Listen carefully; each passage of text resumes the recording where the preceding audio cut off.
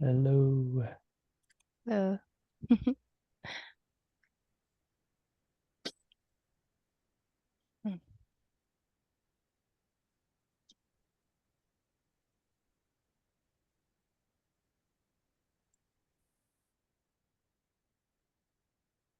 good to see you. Mm. Take your time to see everyone if you want. It's good to check in.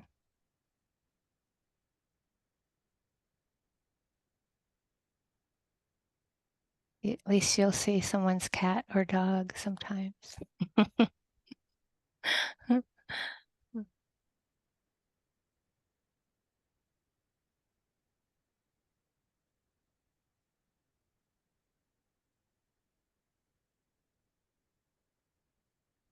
Okay.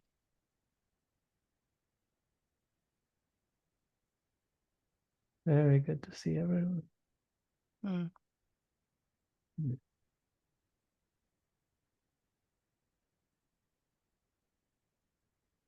Well, let's sit together for a little while.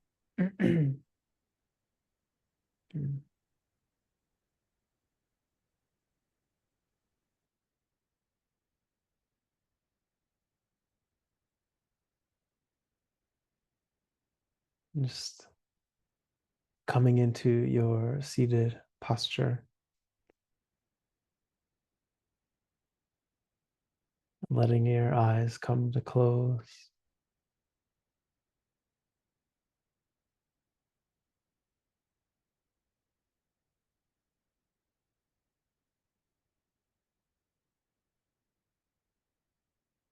Turning the attention from all that is outward and exterior in our lives, in the world,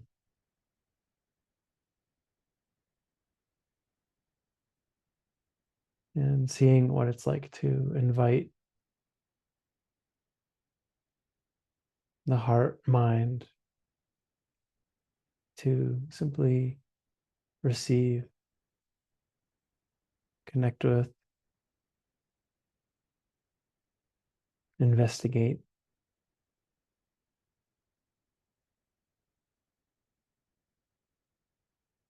the direct experiences of our sixth sense door lives.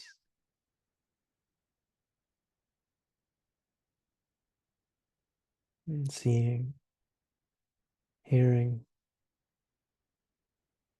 smelling,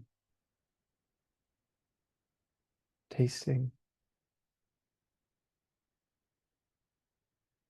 touch,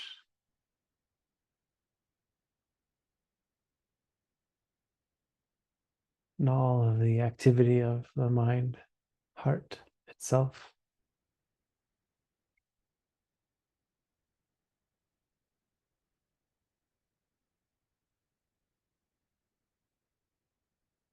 Of course, so much of the activity that we see in the mind is about creating a framework of meaning, of understanding, of context, positioning ourselves in our own lives and in the world.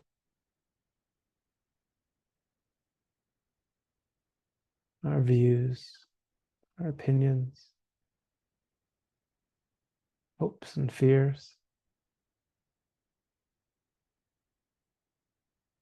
Amazing, the mind can conjure this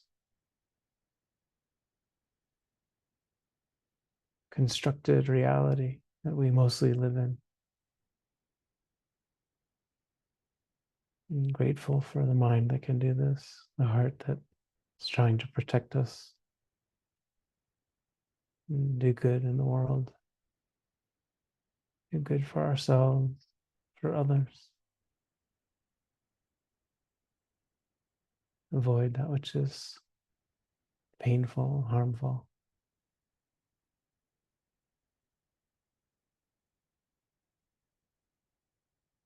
But we also recognize, start to see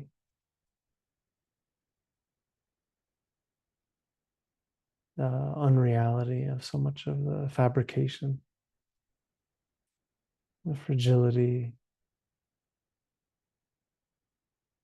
how much energy it takes to keep enforcing the self onto life.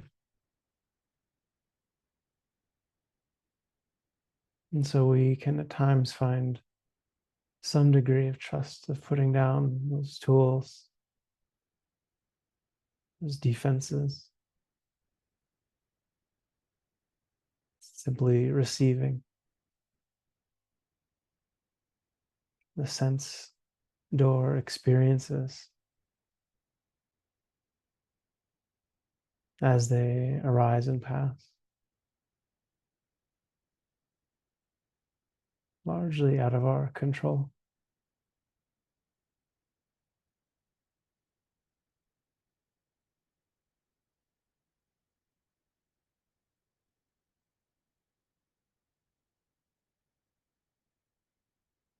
We hear sounds in all of their spectrum, range, near and far, familiar, unfamiliar, coarse, smooth, soft, harsh.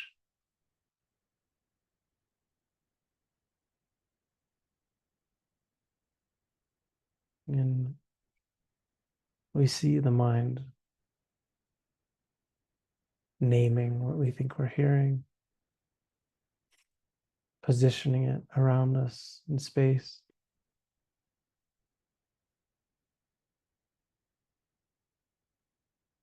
crafting a preference, a view. It's okay. But also we can simply receive the sounds changing, texture, tone, vibration at the ear.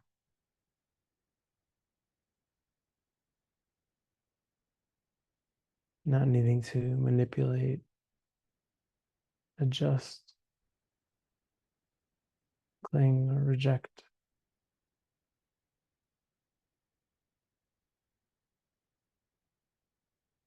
But neither ignore.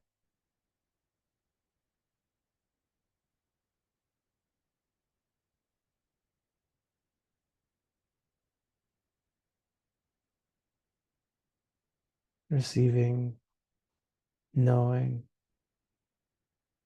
curious about the nature of each fleeting moment of sound, and caring for these formations as they arise and pass.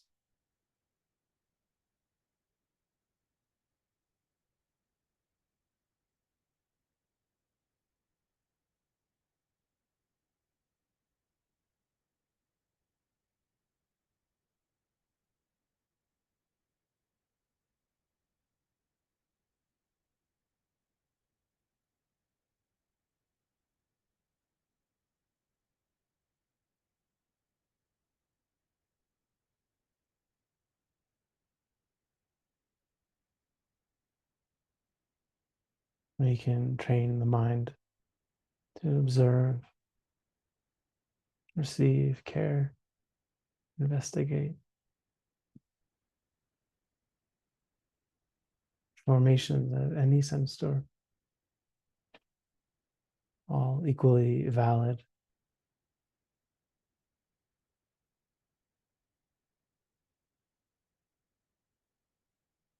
So we can stay with sound,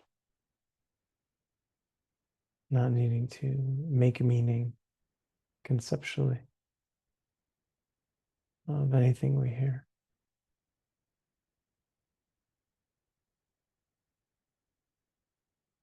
And in doing so, finding a deeper truth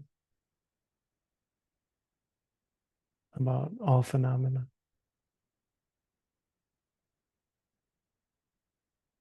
the relationship between mind and body, which includes hearing.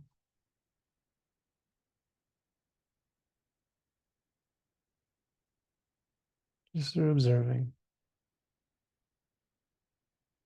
not clinging, not rejecting,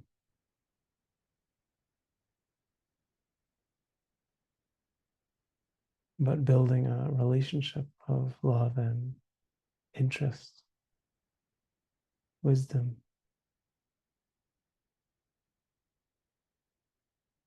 through this connection.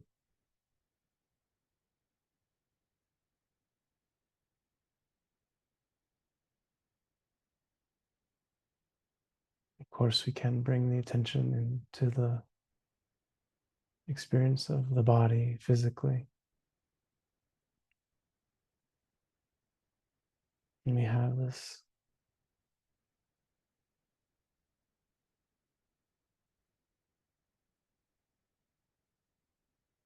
opportunity to explore these phenomena in the same way, noticing the mind's weaving of concept, me-ness,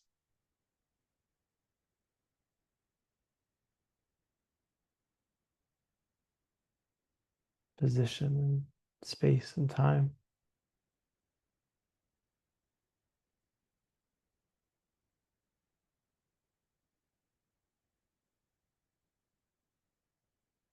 Nothing wrong with that inherently. It's amazing.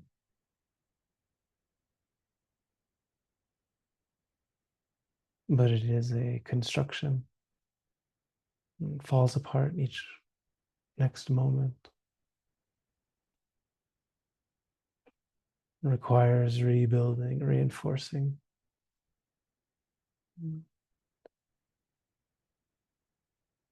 Next moment and the next. And so we can simply sit and receive the sensations throughout the body.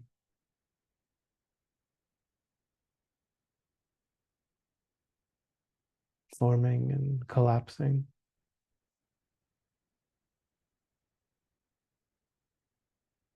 Coming to be and passing away. So quickly. And it's hard for the mind to keep up. Hard for the heart to bear.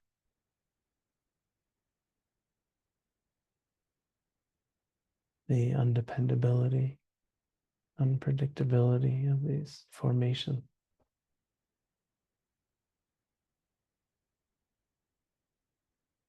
And so we care for the object that we're observing, physical experience.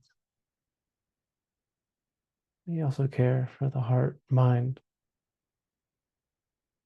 It's observing, it's slipping, it's wandering, it's afraid, it's unsure.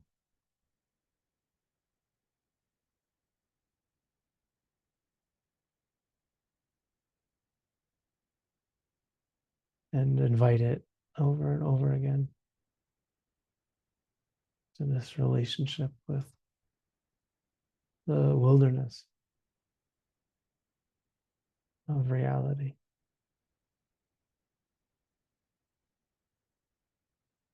Body, sound.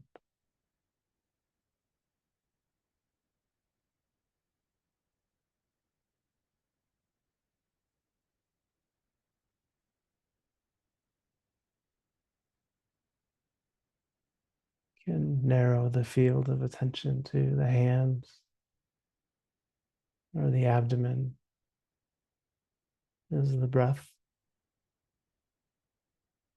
causes the sensation, the rising and falling, if we like.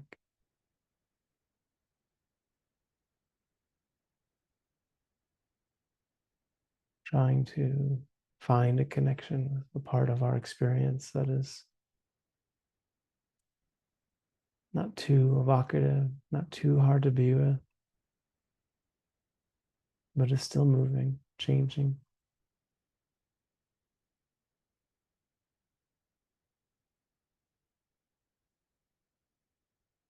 Able to show us the true nature of all conditioned phenomena.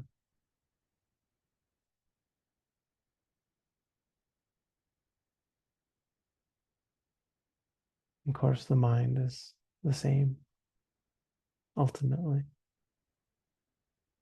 Always changing, always moving, undependable, uncontrollable.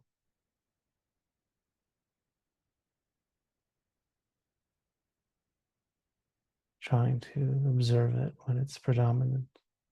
Emotions, thoughts, imagining, wantings, not wanting, love, fear, relaxation, tension. Just like the flavors in the body or sound, of seeing, tasting, smelling.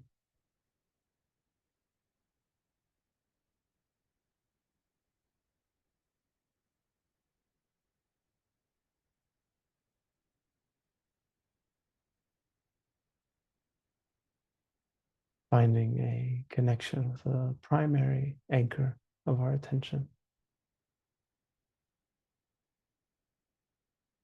Trying to build and develop that relationship, concurrent, caring attention, mindfulness.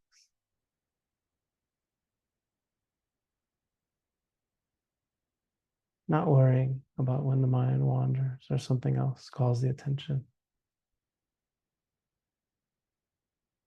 Trusting that these phenomena can teach us the same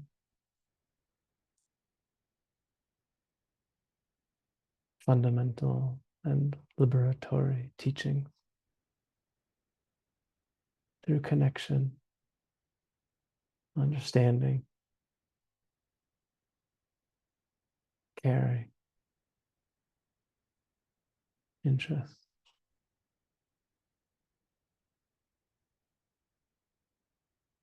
trying our best over and over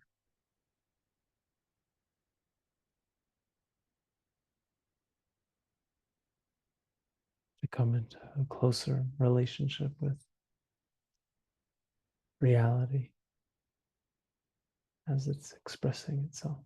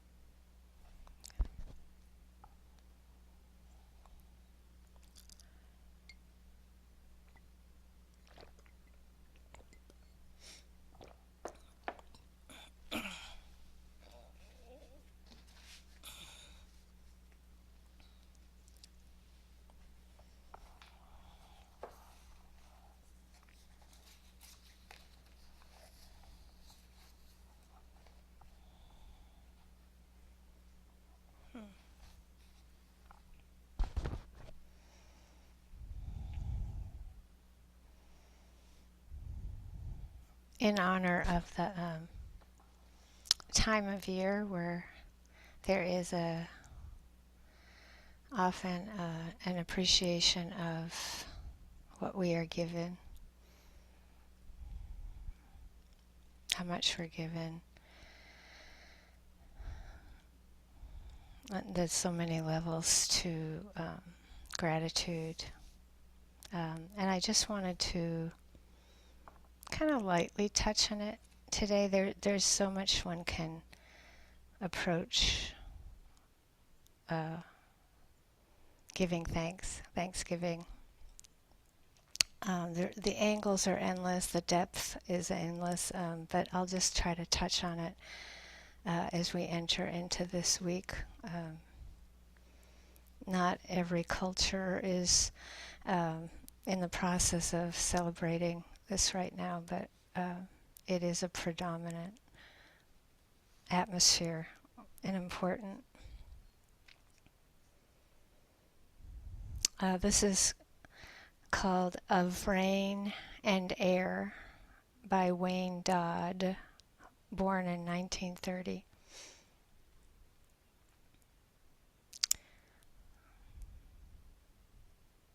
All day I have been closed up inside rooms, speaking of trivial matters. Now at last I have come out into the night, myself a center of darkness. Beneath the clouds, the low sky glows with scattered light. I can hardly think this is happening. Here in this bright absence of day, I feel myself opening out with contentment. All around me the soft rain is whispering of thousands of feet of air, invisible above us.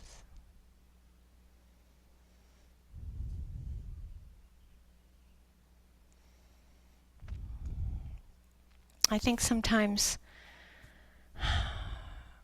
when we hear the word gratitude, we might feel like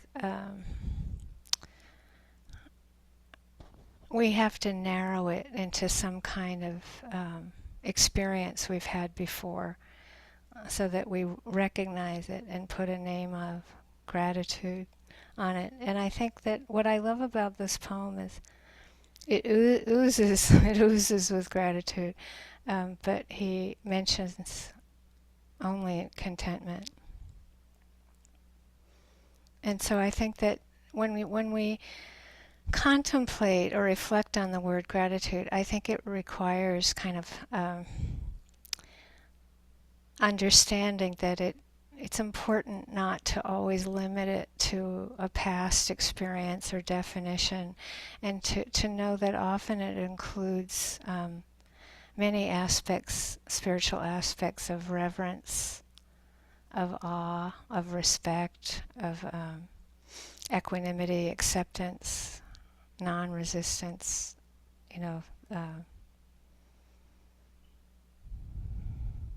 so what I like about this is just that simplicity of him speaking of feeling himself opening up into contentment, that sense of often I think that the experience of gratitude or contentment will have that feeling of something not narrowing, just opening up. And just also because we do emphasize the elements so much, I think that often to just have that sense of the depth of the air that he's experiencing in the way he is, that the relationship between the soft rain and the thousands of feet of air that are invisible. It's just such a beautiful description of air element. Again, so not limited to a certain kind of definition.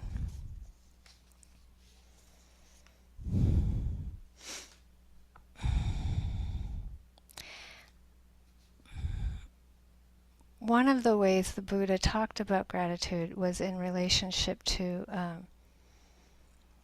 two types of rare and precious human beings in this world.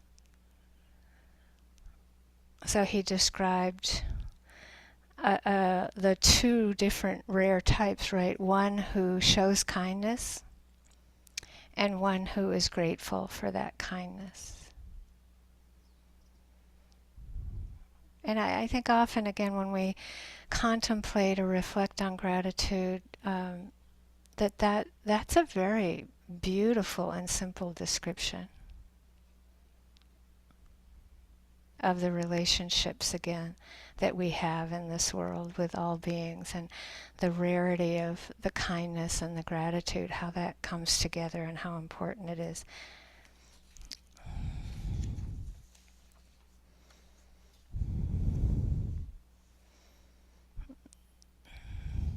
My sabbatical has been put into over full-time caregiving. Steve has been having a lot of illness after illness after illness. And I think that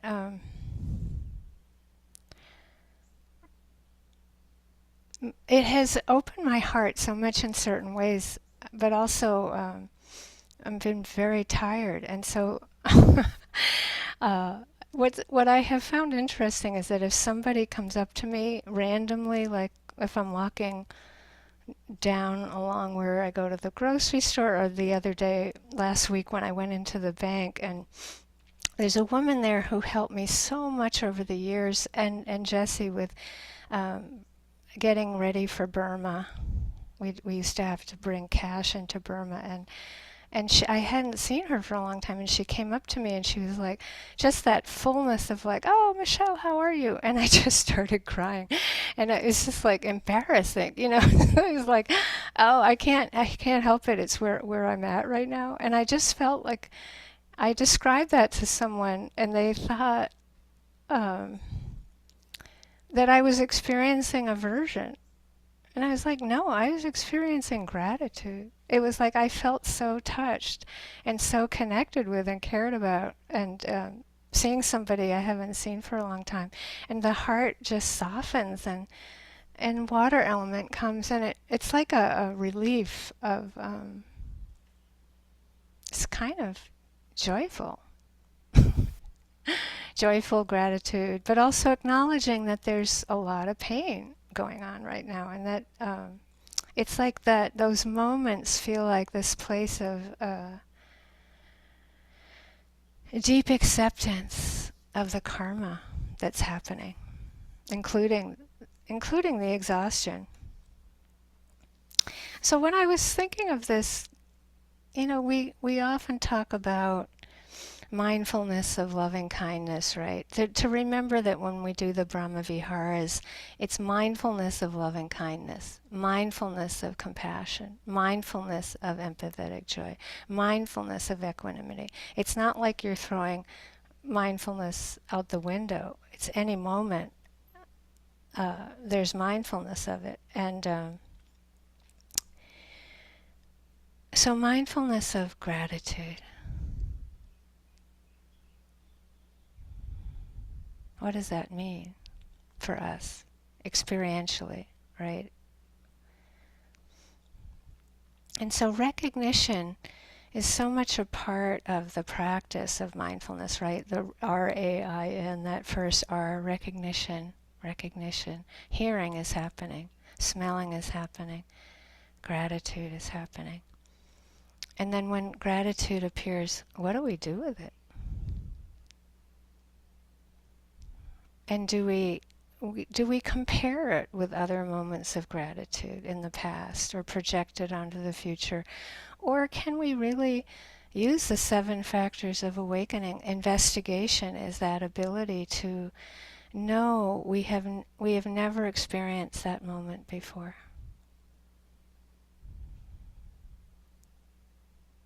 We've never experienced this moment right now before, right? It's like that deep understanding of mindfulness and what it means, but also just that sense that it's always new. And as Jesse was saying in the instruction, and it's always passing away. It's like this paradox again of each moment takes birth, passes away, and the kindness will take birth and pass away. And do we then move on to something else?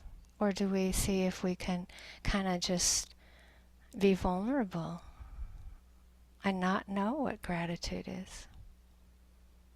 Because we actually don't know what that gratitude is. It's never happened before. And I've been, of course, I'm going to give a talk about something, and then I know I'll be talking about this aspect of it. I feel like I've been practicing this, getting out of the bath late at night, tired, and just so grateful, so unbelievably grateful for hot water.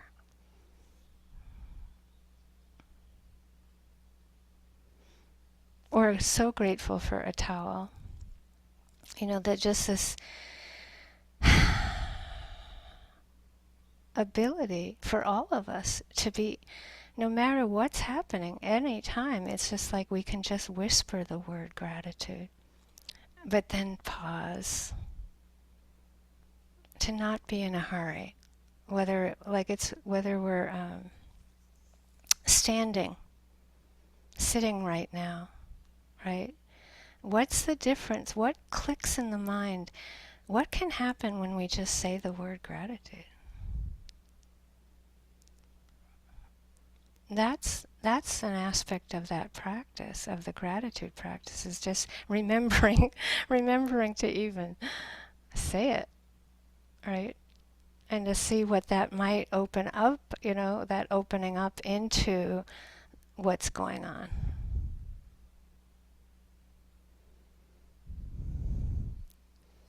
And it includes the unpleasant, and this is what I think can be such a false or pseudo idea of gratitude, that it doesn't include the difficult, the challenges, the obstacles, the roadblocks, the detours, the agony.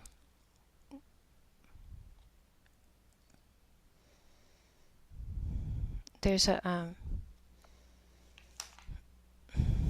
Galway Canal was a poet contemporary of our generations, not far away. And I followed him from the very beginning of his Body Rags book during the Vietnam War. He started writing poetry then. And this very, very short poem happened much later in his life, and I could see that he'd been through a lot. This poem reflected many years of ups and downs, and it's called Prayer.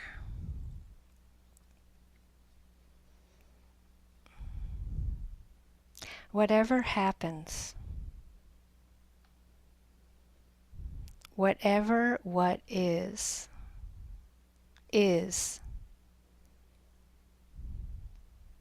what I want.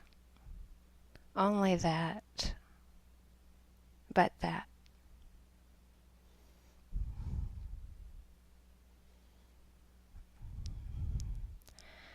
We all know when you get to that level of surrender, it comes through going through the depths of the life, like not just the ups. Like it's like when you get to that level of that being your prayer, your deepest prayer to be with what is. That's all only what you want. That's something to be grateful for.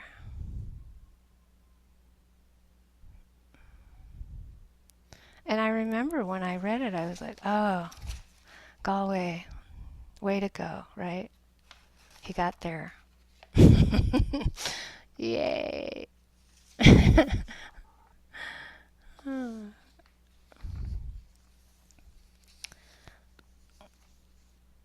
So, and as Jesse was guiding in the instructions as we start to move into our body non-conceptually, what are we grateful for?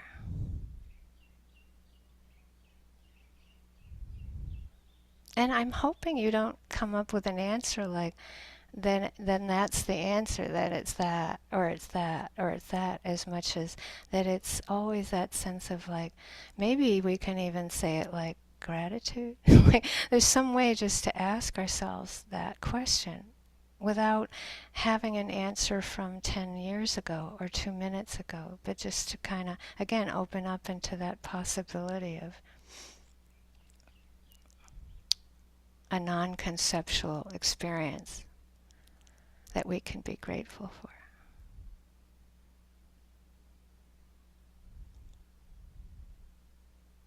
So part of the R in RAIN, recognition, in relationship to the practice of gratitude, the recognizing is moving into the receiving, right? That receptive attention. So that ability to receive the in-breath, right? The rising movement, the ability to receive. Of course, we emphasize it so much, but it's like there's really no possibility for gratitude if we don't receive. And in the moment, right? It's like it's not like it's just that sense of like, whoa, how fragile a moment is, how vulnerable it is, how changeable it is. And yet we can recognize we're being given sunlight. I particularly notice being given sunlight when it gets colder. I don't know about you, but it's been, where I live, it's been so hot, and now it's cooler in the morning, and to go outside and there's no heat where I live, in the room, and you just go outside, and it's just that amazing feeling of like, what? Just, again, what? What is it? Just to not second guess it, but to definitely receive it. Our star, our one star.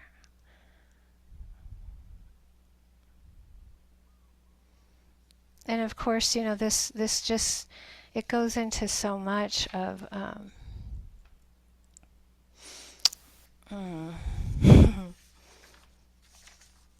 I wasn't going to go into this quite yet, but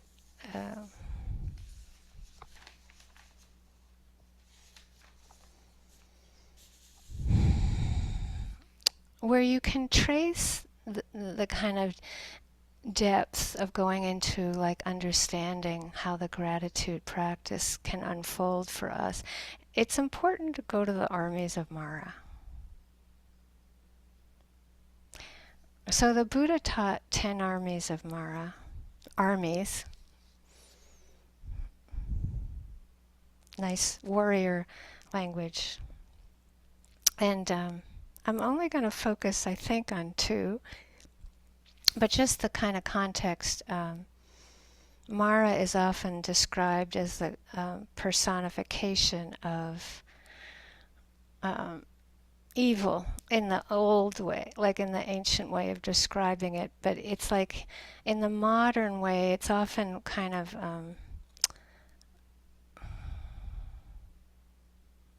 it's not sugar-coated, but it's watered down into a kind of just mind states that are problematical.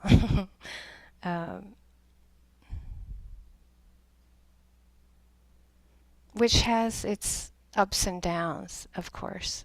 That watering it down can make it more inviting to explore. And I'll go into that more in a minute, but just the Buddha described these, at the least, they're what pulls us out of the desire for liberation. They're like ways that we get fooled, I think, and deluded by what we think we might want, rather than like that prayer to be with what is, and also, of course, on a deep level, to be free. So the first of the armies of Mara is sensual pleasure. And it's tricky, these things, to talk about well. The second is called, interestingly, the one I wanted to just touch on is called, translated as discontent or dissatisfaction. The third is hunger and thirst. The fourth is craving. The fifth is sloth and torpor. The sixth is fear. The seventh is doubt. The eighth is conceit and ingratitude. So here it is again. People might wonder how much the Buddha talked about gratitude, but ingratitude. 9, the desire for gain, fame, and honor. And the 10th is self-exaltation and disparaging others. So just wanted to kind of give you that context again, that second one. The Buddha described that the human mind has like a stream of dissatisfaction running through it. Like it's human, it's normal, it's like how we are. And so that's a very important thing to kind of at the least appreciate about the stream of thoughts that are running through, that are often just kind of nothing's quite good enough, right? It's like the moment could be better. And how that's so different than the contentment. How it's so different than the satisfaction, a genuine satisfaction. And the eighth, conceit, it's again so much of what, when you kind of dissect this moment to moment, the dukkha of it, the pain of it, is based on comparison. So the Buddha described conceit as any time we feel like I am better than, or I am worse than, or I am equal, or you are less than, you are better, you are equal, or we are better. Oh, this group stuff can be killer, right? We are better than, we are less than, we are equal to, right? That he taught that all that is being based on a comparison with a self that isn't actually real. So he called it madness. Comparison is madness. So I appreciate, again, I can't go into all of this in one talk, but I appreciate that he taught conceit and ingratitude in one army. So the last three, there are 3 armies of Mara that are based on conceit. He gave 3 to them. That's a lot. The others only get 1. And then the first of the 3 of conceit is ingratitude. And of course, in this context, in terms of comparing ourselves with others, I'm better than, I'm worse than, I'm equal to, that it leads to ingratitude. Now I'm asking you to explore that, right? Like it's like that, it's so interesting, right? To like notice how we're heading into Thanksgiving, and do we really look into this stuff, right? How fun to have a chance to actually explore it. And I kind of think, of course, that when we look at comparison, just remembering again how much we tend to go, we compare from the past. It doesn't have to be a big thing. It can be like, we might be doing something like, I go into the grocery store and I might be comparing what happened the last time, right? Or the time before. Or, oh, that isn't there like it was 2 weeks ago, right? This does not have to be like I am better than, worse than, equal to, but it's like the consistency of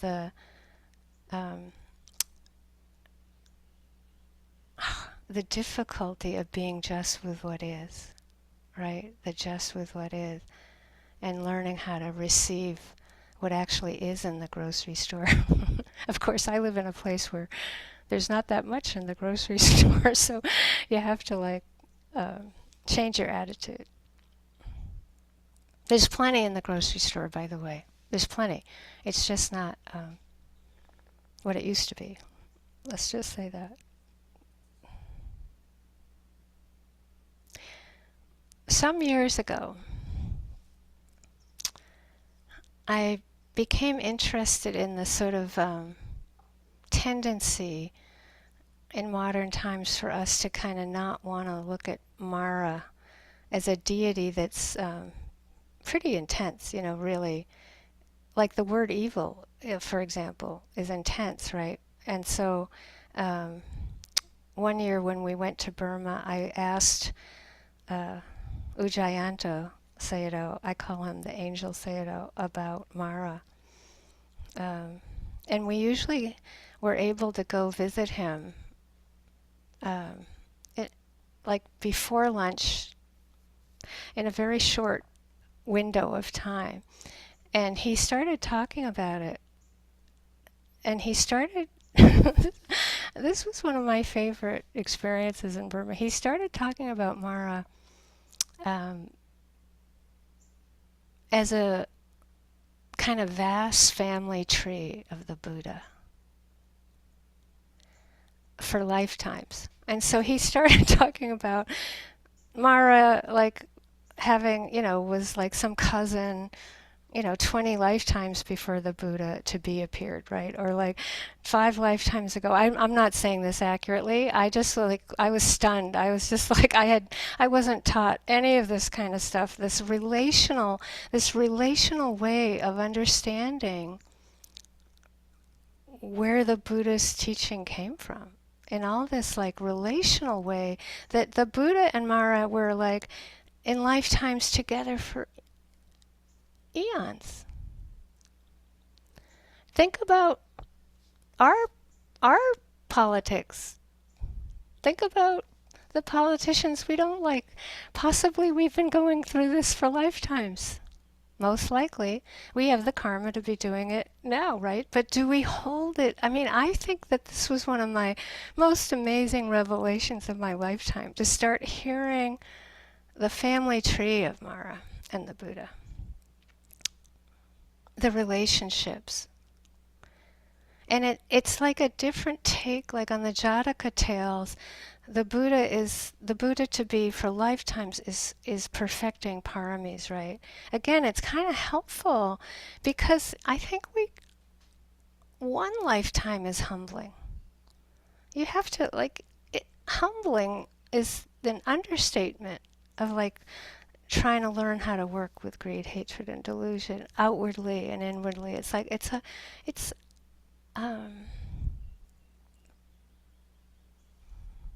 a noble path and very challenging. And so to think that lifetimes are really humbling, right? And it's really humbling to hear that Mara and the Buddha were sort of in relationship with each other, uncles, aunts, distant cousins, right, for lifetimes. I think it can give us a sense of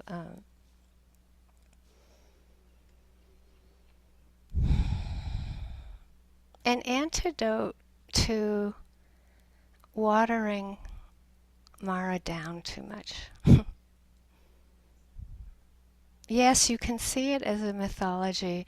You can see it as a personification of the dark, I don't mean dark in the way that might sound, of the hindrances or just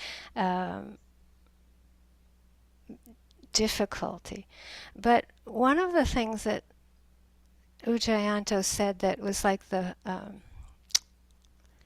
for me, the most important part of what he taught us about the family tree was that Mara is tempting the Buddha in that way, again, that's a more old-fashioned way to say that a hindrance arises. Mara was tempting the Buddha not even to become the Buddha, right? That last stand of the Buddha when he was about to become an arahant, fully enlightened, and Mara came and just just armies of temptation.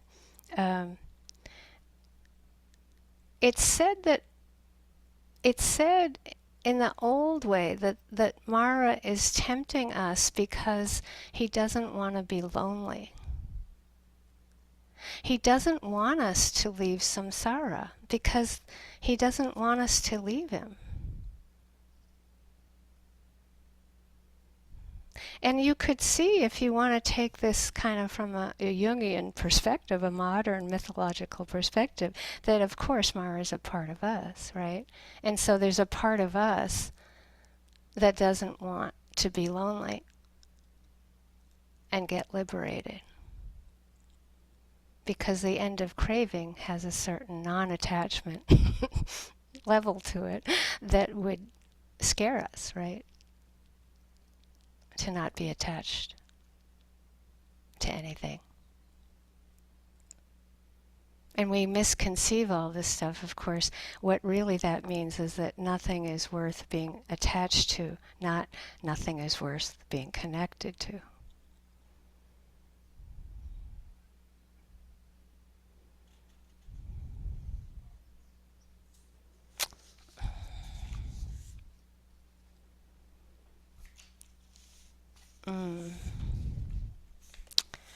Of course, there's Henry David Thoreau,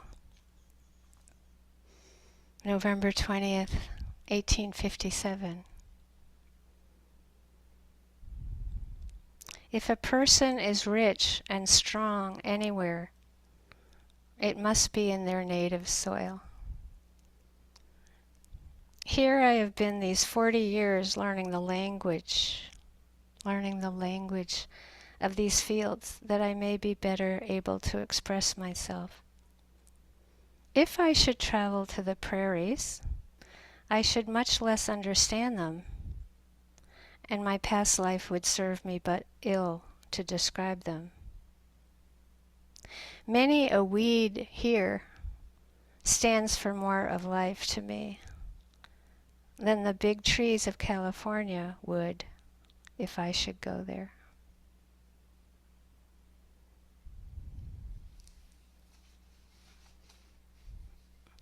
So learning the language, yeah. I think that sense of like when we deal with craving, attachment, which includes the comparison, the past, the future, what's pulling us away from learning the language of a non-conceptual reality.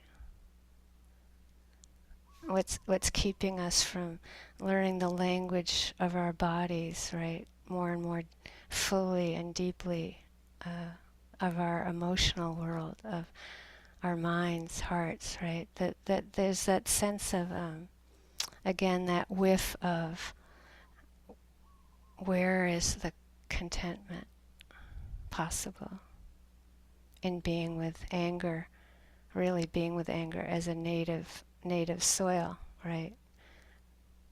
Learning how to, as Jessie was encouraging again in the instruction, to find that relationship with it as a native soil, as our homeland. Of course, there's nothing like being grateful for our bodies. I mean, I think that's kind of the irony of life, is how the training has been so much not to be interested in them as a gift.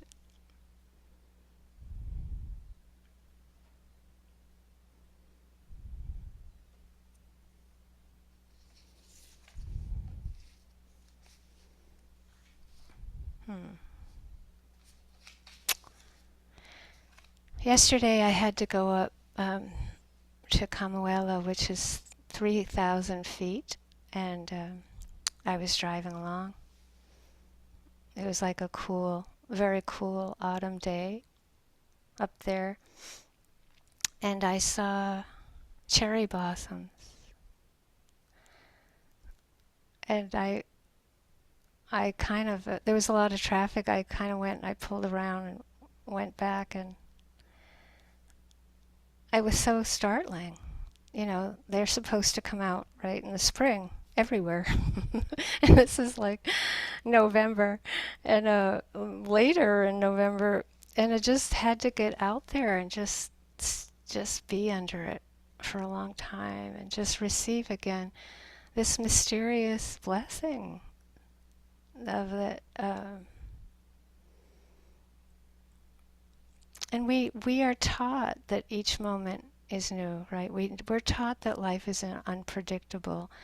But I think my background was so much of second-guessing catastrophe, or second-guessing that the next thing that would happen would be painful. And so I think that that level of the practice of gratitude is really finding a different way to relate to unpredictability, because it includes pleasant, unpleasant, neutral, right? It includes these moments of a trillion blessings, really, that I could have said, which I was, I'm in a hurry. I don't have time for this.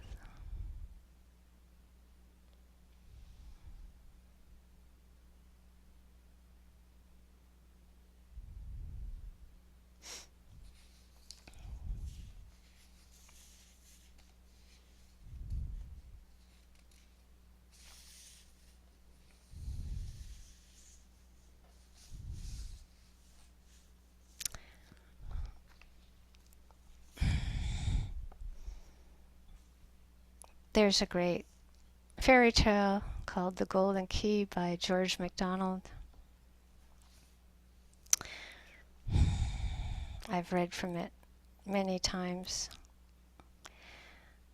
It's a very powerful spiritual journey that these two children are on, but the sense of time gets very different, of course, in fairy tales, and they get very, very old in the story. And they have guides along the way. And this is the last guide for the young woman who becomes an old woman, Tangle. Her name's Tangle. And she's just she's been standing in this one place for years, waiting for another clue, direction. And she's found the oldest man of all, who's a very young child, very naked young baby, the oldest man of all.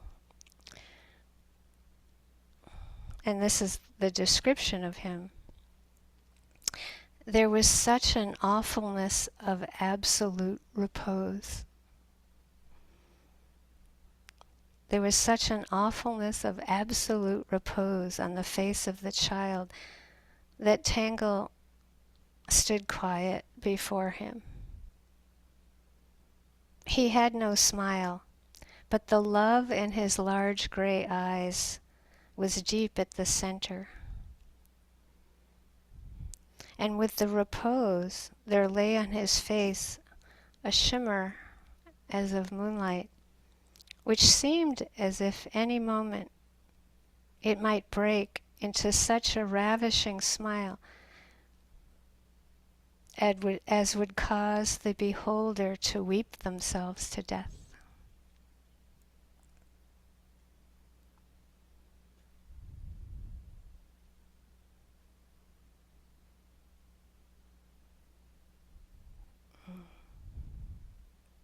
But the smile never came, and the moonlight lay there unbroken. For the heart of the child was too deep for any smile to reach from it to his face.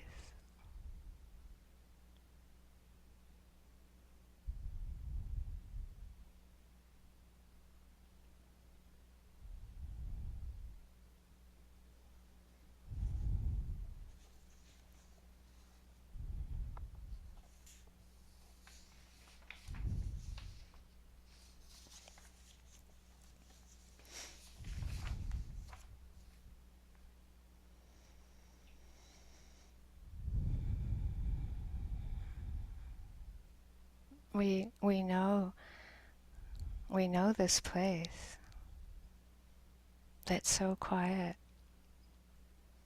that's so still, that's so pure. And do we call it gratitude or reverence, awe, contentment, acceptance, peace, love?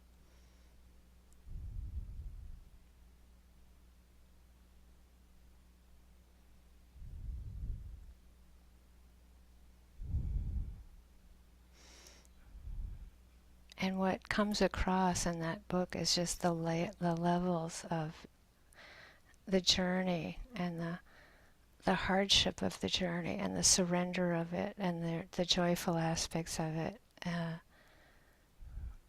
And again, finding that outer form of the oldest man being a young child, the youngest child, the oldest man is the youngest child. I think what's so important again is that's in us, right?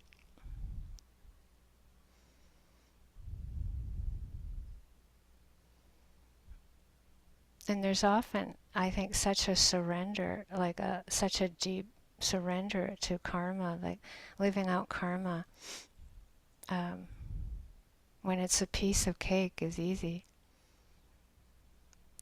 Living out karma when it's really hard is, I think, where you really find that prayer of wanting so much to be at peace with what is.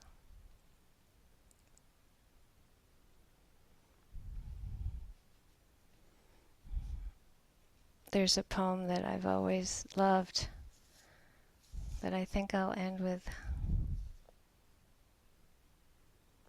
But I might say one more thing because I don't think we're going to take questions. So, where I live, it's desert, but also a high wind area when there are winds. So we've had this week over 60 mile per hour winds for some days, and anything I plant tends to get they go through a lot out there. I planted these marigolds, I think 2 months ago, just so I thought, oh, it'll be nice to have some color. And they're supposed to be, if you're a gardener, they're companion plants, right? So you plant them around things to prevent bugs, right? And so they usually handle the winds and the drought and the bugs. And the white flies have just devastated these marigolds. Like, it's taken no time for them to, they're going to die. Some of them have already died. So I usually in the winter, I'll plant them in the fall, and I make these arrangements where there's a bowl of water, and then I put the marigolds in and float them. And they're called this floating world. And if there's just a light wind, the patterns of them change, and it's quite wonderful in winter to have the color inside. And so I decided, well, I might as well pick them all now. Have an early floating world. And so I did. And I was pouring water in, but of course I'm busy these days in a hurry, and I didn't put enough water in. And so they didn't float. And I was like, I don't have time for this. Okay. And so I just had to get more water. And it felt like the most wonderful metaphor, like of just, oh yeah, this floating world, we can't access this. We can't access this kind of deep floating world without enough water, right? Without all of our practice, you can't access the gratitude. Without all, I think gratitude is the deepest spiritual emotion. And all of the factors of awakening come together. And all of our, like the lifetimes of journey comes together, and then there's a kind of surrender that will happen. And we're so fortunate to have moments of gratitude, because it means we've really received life, we've received the preciousness of life. We're making use of our life to develop more wisdom and love.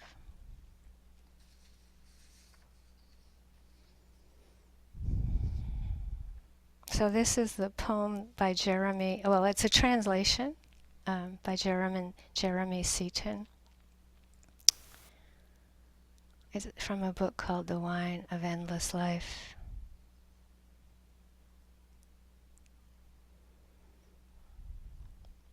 The flour in the bin has gone stale. My ladle is busted. Even my old wooden bowl has a hair lip. Contented heart is my portion. It's sweeter than all the sweet meats in the world.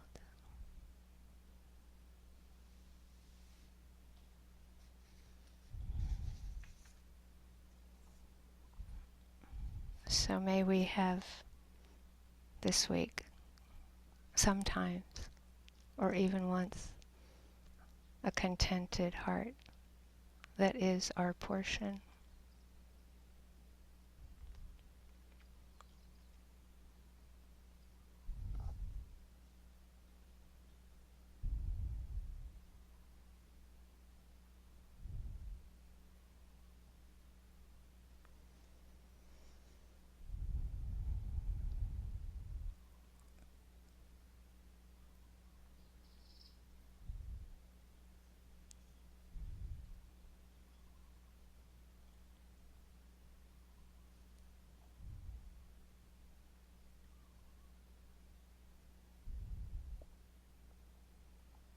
I was looking for a photograph to show people of one of your floating worlds, Michelle, but couldn't do Oh, it in time. So I'll find one sometime. okay.